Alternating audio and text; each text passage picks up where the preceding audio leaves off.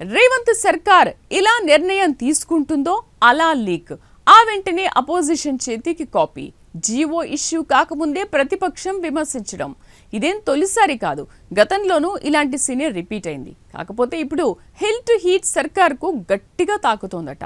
అయితే HILT Hyderabad industrial lands transformation policy CM ఆధ్వర్యంలో ఈ పాలసీ రూపకల్పన జరిగిందా? హిల్ట్ పాలసీ చర్చ సమయంలో సీఎంతో ఎవరున్నారు? ప్రభుత్వం హిల్ట్ జీరో బయట పెట్టకముందే ప్రతిపక్ష చేతికి ఎలా చేరింది? జీవో లీక్ వెనుక ఉన్నది ఎవరు? ఇందుకు హిల్ట్ పాలసీపై బయటికి హింట్ ఇచ్చింది ఎవరు? అసలు ఆ కేబినెట్ లీక్ వీరుడు ఎవరు? ఎవరా మంత్రి, ఎవరా అధికారి? రేవంత్ రెడ్డి ఎంక్వైరీలో తేలిందేంటి? Let's watch the story.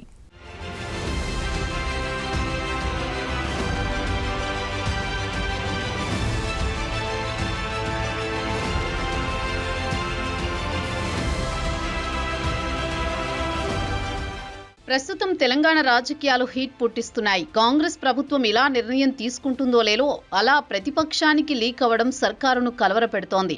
Policy మీద చర్చకు సిద్ధమంటూ హస్తం పార్టీ వర్సెస్ పింక్ పార్టీ మధ్య మాటల యుద్ధం నడుస్తోంది. ఈ రచ్చంతా ఓవైపు నడుస్తుండగానే హిల్ట్ పాలసీపై బయటికి వచ్చే సమాచారం చెరవేసింది ఎవరన్నది పెద్ద చర్చగా మారింది.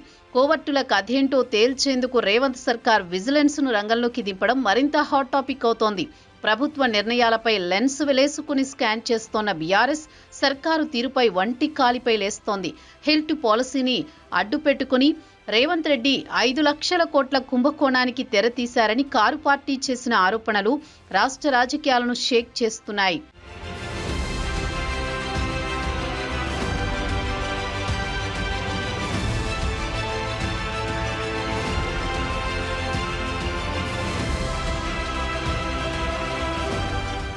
అయితే తెలంగాణ సర్కార్ జీవో నెంబర్ 27 ద్వారా హిల్ట్ పాలసీని తీసుకుని రావాలని సర్వం సిద్ధం చేసింది. జీవో 27పై పెద్ద ఎత్తునే కసరత్తు చేసింది. ఢిల్లీ తరహా మన హైదరాబాద్ విష కాలుష్య వాతావరణం మారకుండా ఉండేందుకు ఒక ప్లాన్ చేసింది. సిటీ లోపల ఉన్న ఇండస్ట్రీస్ ని ఓఆర్ఆర్ బయట ఏర్పాటు చేసే విధంగా పాలసీ తీసుకొచ్చింది. దీనికోసం ఇండస్ట్రీస్ మినిస్టర్ ఆధ్వర్యంలో ఒక సబ్ కమిటీ వేసింది.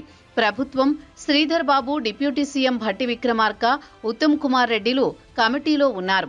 ఈ పాలసీ తీసుకుని రావడానికి 3 సీనియర్ మంత్రులు పెద్ద ఎత్తున కసరత్తు చేశారు. అధికారులతో పలు దఫాలు చర్చలు జరిపి ఫైనల్ గా జీవో 27 పేరుతో పాలసీని ప్రిపేర్ చేశారు. అయితే ఇదంతా సీఎం రేవంత్ రెడ్డి డైరెక్షన్ లో జరిగిందనే చర్చ మంత్రుల వర్గాల్లో వినిపిస్తోంది.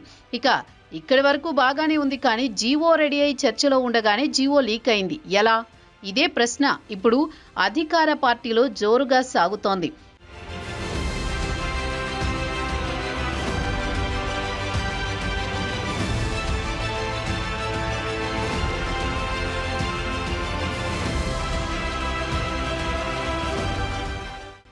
హైదరాబాద్ నగర అభివృద్ధి చెందుతోంది. ఓఆర్ఆర్ వస్తుంది. ఫ్యూచర్ సిటీ కోసం ఏర్పాట్లు జరుగుతున్నాయి. ఇందులో భాగంగా సిటీ బాగుండాలని CM Revanth, industries minister Sridhar Babu, principal secretary Jayesh Ranjan ఒక సొల్యూషన్ కోసం అనేక చర్చలు జరిపారు. సిటీ లోపల ఉన్న ఇండస్ట్రీస్ ఓఆర్ఆర్ బయట ఒకే చోట ఏర్పాటు చేస్తే సిటీలో పొల్యూషన్ ప్రాబ్లం ఉండదు. ఫ్రెష్ ఎయిర్, వాటర్, ప్రజల ఆరోగ్యం బాగుంటుందని భావించారు. ఈ నేపథ్యంలోనే ఈ జీవో తీసుకొచ్చినట్టు సర్కార్లోని పెద్దలు చెప్పుకుంటూ వస్తున్నారు. మరోవైపు కేవలం రియల్ ఎస్టేట్ కోసం ఇండస్ట్రీస్ తరలింపు పేరుతో 9,000 పైగా ఎకరాల భూమిని సర్కార్ కాజేస్తోందని, బినామీల పేరుతో లక్షల కోట్ల స్కామ్ కి సిద్ధమైందని ప్రతిపక్ష పార్టీ బీఆర్ఎస్ జీవో బయటపెట్టి ప్రభుత్వంపై ఘాటుగా విమర్శలు చేయడం మొదలుపెట్టారు. అయితే ప్రతిపక్షాలు ఇలా ఆరోపణలు, విమర్శలు చేయడం సహజమే, కానీ జీవో ఆన్లైన్లో పెట్టలేదు, విడుదల చేయలేదు. ఎలా బీఆర్ఎస్ చేతికి వెళ్ళింది? ఇదే సర్కార్ పెద్దలకు హెడేక్ గా మారింది. దొంగలెవరు? పార్టీ అధికారంలోకి వచ్చి 2 ఏళ్లైనా ఇంకా కోవర్టులుగా పనిచేస్తుంది ఎవరు? సర్కారు ఎందుకు కనిపెట్టలేకపోతోందనే విమర్శలు మొదలయ్యాయి.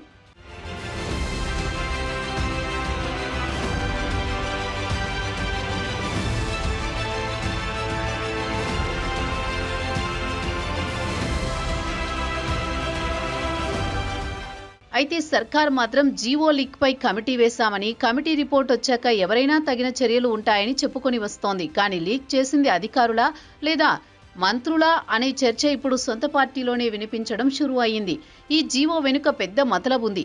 దీంతో మాకంటే ప్రభుత్వం కంటే ఎక్కువ లాభం వేరొకరికి చేరుతుంది, దీనికి మనమెందుకు సపోర్ట్ చేయాలని అధికారులు అనుకున్నారా, మంత్రులు అనుకున్నారా అనే చర్చ సెక్రటేరియట్లో హాట్ టాపిక్ గా మారింది. కొందరు అధికారులు పై అనుమానాలు వ్యక్తం చేస్తున్నారు. ఎందుకంటే కాంగ్రెస్ సర్కార్ ఏర్పడినప్పటి నుండి అధికారులు మంత్రులకు, కాంగ్రెస్ ఎమ్మెల్యే నేతలకు సహకరించడం లేదని, కొందరు కోవర్టులుగా సైతం పనిచేస్తున్నారని ఆరోపణలున్నాయి. దీంతో ఖచ్చితంగా అధికారుల్లో ఒక్కరు జీవో లీక్ చేసి ఉంటారనే అనుమానాలు వ్యక్తమవుతున్నాయి. దీంట్లో కూడా ఒక సీనియర్ అధికారి పేరే ఎక్కువగా వినిపిస్తోంది.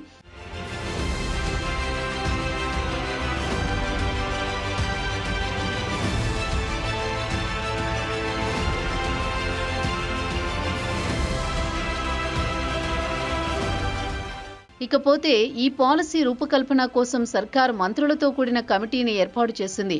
Industries minister Sridhar Babu, deputy CM Bhatti, irrigation minister Uttam Kumar Reddy.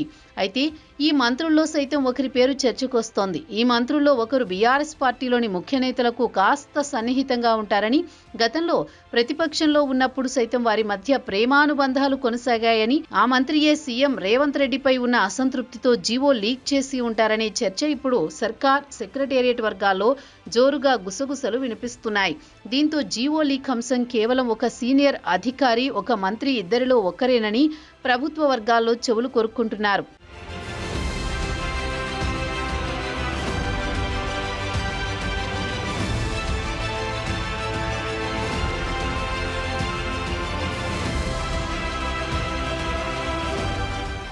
మొత్తానికి సీఎం రేవంత్ రెడ్డి ఇప్పటికే ఈ అంశాన్ని సీరియస్ గా తీసుకున్నారు. విజిలెన్స్ ను రంగంలోకి దింపారు. ప్రభుత్వ నిర్ణయాలు బీఆర్ఎస్ కు చేరవేస్తున్న కోవర్టులను గుర్తించే పనిలో ఉన్నారట. ఈ నేపథ్యంలోనే రానున్న కేబినెట్ శాఖల మార్పులు చేర్పులతో పాటు మంత్రుల శాఖల మార్పులు, ఆ మంత్రి కేబినెట్ నుండి అవుట్ అవుతారని ప్రచారం జరుగుతోంది.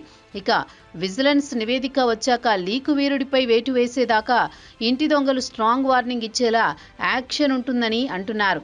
చూద్దాం మరి ఎవరు ఆ మంత్రి, ఎవరు ఆ అధికారి అనేది సర్కార్ బయట పెడుతుందా, గుట్టు చప్పుడు కాకుండా వారి పని పడుతుందో.